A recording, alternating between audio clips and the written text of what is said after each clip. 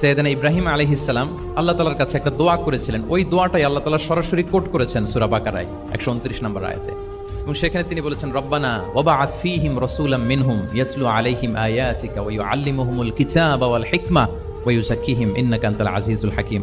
মানে হে আমাদের রব, এই ভূখণ্ডের মধ্য থেকেই এই জনপদবাসীর জন্য আপনি একজন রাসূল প্রেরণ করুন, যিনি আপনার নিদর্শন সমূহ তাদের সামনে পাঠ করে শোনাবে, যিনি আপনার কিতাব তাদেরকে শিক্ষা দিবে, তাদেরকে প্রজ্ঞা শিখাবে, পরিশুদ্ধ করবে, এবং নিশ্চয় আপনি পরাক্রমশালী, নিশ্চয় আপনি প্রজ্ঞাময়। এই দোয়াটি ছিল সাইয়েদনা ইব্রাহিম আলাইহিস সালামের। এবং রাসূল সাল্লাল্লাহু আলাইহি ওয়াসাল্লাম আগমনের প্রায় 2500 বছর আগে ইব্রাহিম আলাইহিস সালাম এই দোয়াটি করেছিলেন। 2500 বছর আগে, যখন কেউ ছিল না মক্কায়। মক্কা ওয়াজ এ টোটালি ব্যারন ল্যান্ড, কোনো গাছপালা ছিল না, কিছু ছিল না।